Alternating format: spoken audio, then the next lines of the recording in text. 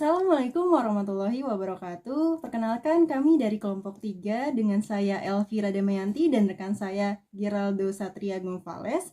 Di sini kami akan memaparkan materi mengenai klinis meduloblastoma. Pertama-tama, apa sih meduloblastoma itu? Meduloblastoma adalah salah satu jenis tumor otak yang biasanya diderita oleh anak-anak dan berasal dari sel-sel otak yang belum matang. Tumor ini letaknya ada di salah satu bagian otak kita, yaitu otak kecil atau cerebellum. Dia punya fungsi untuk mengontrol keseimbangan dan koordinasi dari tubuh kita. Tumor ini dikategorikan menjadi tumor embrional karena tumor ini tuh berasal dari sel-sel yang seharusnya berkembang menjadi jaringan otak normal. Selanjutnya ada jenis-jenis meduloblastoma. Pertama, klasifikasi berdasarkan histologi menurut WHO tahun 2016 terdiri atas 4 subtipe. Pertama ada meduloblastoma klasik, di mana ini jenis meduloblastoma yang paling umum ditemukan. Sel kanker di tipe ini terlihat seragam bila dilihat di bawah mikroskop. Biasanya tumbuh di bagian tengah otak kecil atau cerebellum, di mana area otak yang mengontrol keseimbangan atau koordinasi gerakan pada tubuh kita. Gejalanya itu bisa berupa sakit kepala, mual, muntah, atau masalah keseimbangan. Kemudian kedua ada meduloblastoma desmoplastik. Di jenis ini lebih sering ditemukan pada bayi atau anak-anak. Ciri khasnya adalah adanya jaringan parut di dalam tumor sehingga bentuk tumornya itu lebih padat. Nah, dibandingkan jenis yang klasik, meduloblastoma desmoplastik biasanya tumbuh di sisi otak kecil dan memiliki kemungkinan lebih baik untuk merespon pengobatan. Dan yang ketiga ada meduloblastoma anaplastik. Ini adalah jenis meduloblastoma yang paling agresif atau ganas. Sel kankernya itu tumbuh lebih cepat dan bentuknya tidak teratur di bawah mikroskop. Karena sifatnya yang lebih ganas, meduloblastoma anaplastik lebih sulit untuk diobati dan cenderung menyebar lebih cepat ke bagian lain di otak atau tulang belakang. Keempat ada meduloblastoma dengan large cell, MDAN, meduloblastoma with extensive nodularity. Ini itu bentuk jarang yang biasanya terjadi pada bayi.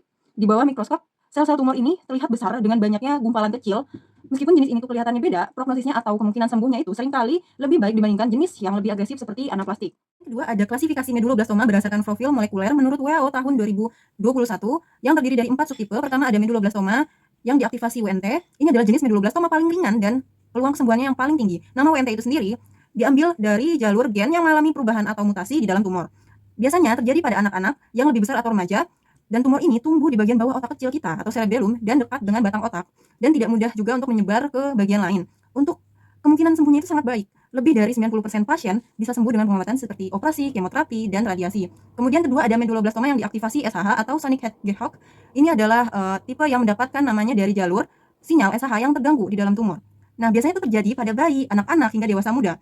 Dan ciri-cirinya itu tumbuh di sisi otak kecil kita atau cerebellum dan lebih jarang menyebar ke sumsum tulang belakang dibandingkan jenis lainnya. Untuk kemungkinan sembuhnya bervariasi tergantung usianya. Bisa pada bayi itu lebih baik jika deteksi dini, kemudian kalau pada orang dewasa itu cukup baik jika diobati secara tepat. Kemudian ketiga ada meduloblastoma non-WNT dan non-SHA atau yang disebut dengan group 3. Ini adalah jenis paling agresif dan berbahaya di antara semua tipe meduloblastoma. Ini penyebabnya karena melibatkan mutasi di berbagai gen yang mengatur pertumbuhan si sel. Nah, biasanya itu menyerang anak laki-laki. Biasanya ditemukan pada usia balita atau anak-anak kecil. Nah, ciri-cirinya sendiri itu bisa tumbuh cepat, sering menyebar ke sumsum tulang belakang saat pertama kali tumor ini ditemukan. Kemungkinan sembuhnya itu kurang baik atau rendah, terutama jika sudah menyebar, tetapi jika terdeteksi secara dini dan diobati dengan tepat, peluang sembuh itu tetap ada. Kemudian keempat itu ada meduloblastoma non-WNT dan non-SHA atau disebut juga dengan group 4. Di sini jenis yang paling sering ditemukan, tapi penyebab genetiknya itu masih belum terlalu dipahami. Biasanya itu menyerang anak-anak hingga remaja dan lebih sering terjadi pada anak laki-laki. Nah, ciri-cirinya itu tumbuhnya itu di tengah otak kecil dan sering menyebar ke bagian sumsum tulang belakang meskipun tidak seagresif meduloblastoma yang group 3. Untuk kemungkinan sembuhnya itu rata-rata atau sedang, tidak sebaik WNT ataupun SHA, tetapi lebih baik daripada group 3. Selanjutnya ada gejala-gejala yang dirasakan oleh para penderita meduloblastoma. Secara umum ada 5. Pertama itu ada pusing yang sering atau persisten. Kedua ada mual atau muntah. Ketiga penglihatan ganda atau pergerakan mata yang tidak normal yang bisa disebut dengan nystagmus. Kemudian keempat itu ada kesulitan berjalan atau koordinasi yang bisa disebut juga dengan ataksia. Dan yang terakhir ada mengantuk yang berlebihan atau kelelahan secara kronis. Selanjutnya untuk etiologi atau faktor resiko meduloblastoma, sebenarnya para peneliti belum benar-benar mengetahui penyebab utama dari meduloblastoma karena untuk beberapa kasus itu penyebabnya diturunkan secara genetik dari keluarga, tapi sebagiannya lagi itu bersifat sporadis di mana penyebabnya itu belum benar-benar diketahui. Tapi ada beberapa faktor yang dapat meningkatkan potensi timbulnya meduloblastoma. Pertama ada faktor genetik dan kedua ada faktor lingkungan dan prenatal. Untuk faktor genetik itu berupa sindrom bawaan lahir, yaitu sindrom Gorlin, sindrom Turcot, sindrom Li-Fraumeni, dan anemia Fanconi. Dan untuk faktor lingkungan dan prenatal itu berupa infeksi selama kehamilan dan paparan radiasi saat ibu sedang hamil sehingga berpengaruh pada bayinya. Epidemiologi dari meduloblastoma, yaitu meduloblastoma adalah tumor otak paling umum kedua pada anak-anak, menyumbang sekitar 15% dari semua tumor otak pediatrik. Umumnya didiagnosis pada anak-anak berusia antara 3 hingga 8 tahun dan lebih umum terjadi pada laki-laki dibandingkan perempuan dengan rasio 2:1. Dan ada upaya untuk mendiagnosis meduloblastoma. Pertama itu ada anamnesis, kedua itu ada pemeriksaan klinis, ketiga itu ada pemeriksaan imaging, dan keempat ada pemeriksaan laboratorium. Untuk anamnesis pada pasien meduloblastoma bertujuan untuk mengidentifikasi gejala-gejala yang berkaitan dengan tumor otak primer. Karena meduloblastoma itu sendiri adalah dikategorikan sebagai tumor otak primer. Untuk pemeriksaan klinis sama dengan pemeriksaan fisik, itu berupa pemeriksaan kesadaran, pemeriksaan saraf kranial, pemeriksaan fungsi motorik, pemeriksaan fungsi sensorik, dan pemeriksaan refleks, juga pemeriksaan tanda peningkatan tekanan intrakranial. Kemudian untuk pemeriksaan imagingnya itu ada MRI dan CT scan. Kemudian untuk pemeriksaan laboratorium berupa pemeriksaan darah lengkap, hemostatis, LDH, fungsi hati, ginjal, gula darah, serologi hepatitis B dan C, kemudian elektrolit lengkap. Di sini ada gambaran dari hasil MRI dan CT scan pasien meduloblastoma. Assalamualaikum warahmatullahi wabarakatuh. Perkenalkan nama saya Geraldo Satrio Gonçalves. NIM saya P21130224921. Di sini saya akan melanjutkan materi selanjutnya yang telah dibawakan oleh Elvira Damayanti tentang staging. Staging pada tumor adalah proses untuk menentukan sejauh mana kanker telah berkembang di dalam tubuh. Tujuan utama dari staging adalah untuk memberikan gambaran tentang ukuran tumor, apakah kanker sudah menyebar ke jari getah bening atau ke bagian tubuh yang lainnya. Staging tumor bisa menggunakan sistem TNM yang telah dikembangkan oleh American Joint Committee on Cancer. Sistem ini mencakup 3 komponen, yaitu T, N, dan M.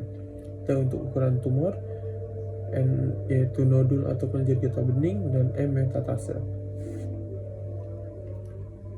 Pada kanker tumor meduloblastoma, staging biasanya diklasifikasikan menjadi T1, T2, T3A, T3B, dan T4.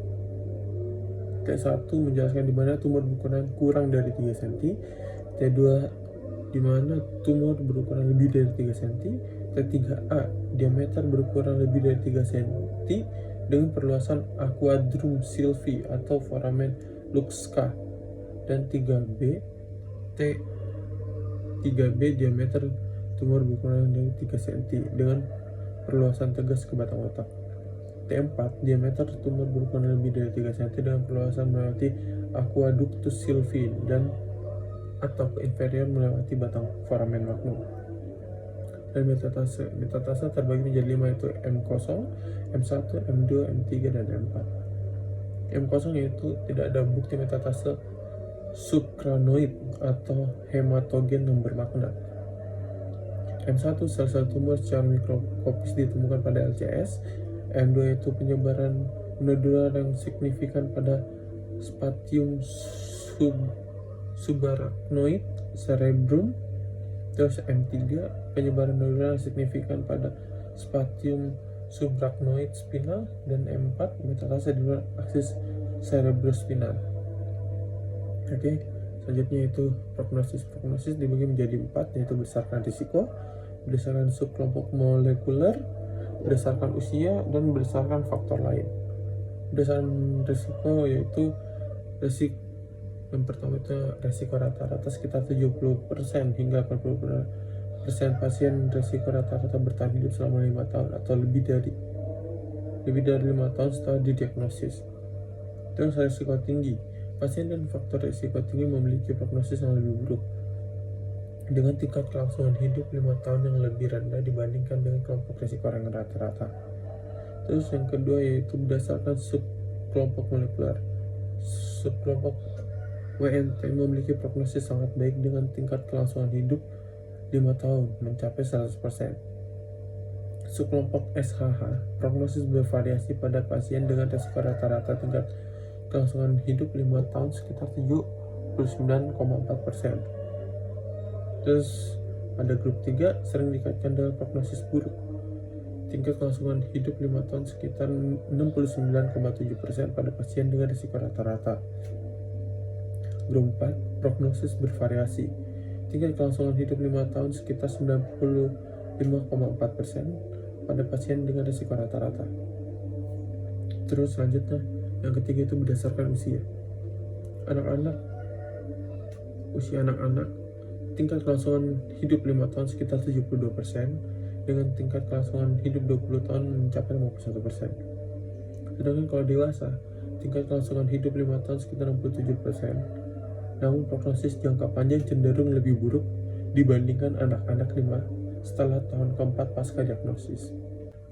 Selanjutnya itu berdasarkan faktor lain. Histologi desmoplastik, yaitu pasien yang histologi demoplastik menunjukkan hasil yang lebih baik dibandingkan dengan histologi klasik. Dengan median kelangsungan hidup 71 bulan dibandingkan 36 bulan untuk histologi klasik. Tata laksana pengobatan pada bayi itu ada 3, yaitu pembedahan, radioterapi, dan kemoterapi. Begitu pula pada anak-anak dan orang dewasa. Teknik radioterapi yang biasa digunakan itu 3D CRT, VMED, EMRT, SRS, dan proton beam. Efek samping radiasi. Efek samping terbagi menjadi 2, yaitu efek samping jangka pendek dan efek samping jangka panjang. Kalau efek samping jangka pendek yaitu kelelahan, merasa sakit atau lemah, terus rambut rontok atau menipis, dan terakhir radiasi juga terkadang menyebabkan peradangan di otak yang dapat memperburuk gejala. Dan efek samping jangka panjang, yang pertama itu masalah dengan kognisis atau ingatan dan pembelajaran, masalah penglihatan, masalah pendengaran, gangguan pertumbuhan, terus gangguan keterampilan motorik, dan gangguan hormon. Nah, cara atasi efek samping itu biasanya ada beberapa, yaitu istirahat yang cukup dan tidur teratur, konsumsi makanan bergizi dan cairan yang cukup, hindari makanan berlemak, terus berikan obat antiemetik sebelum dan sesudah radiasi, jaga pola tidur dan aktivitas mental yang teratur, pantau perkembangan kognitif secara berkala, terus lakukan terapi kognitif atau latihan memori ringan.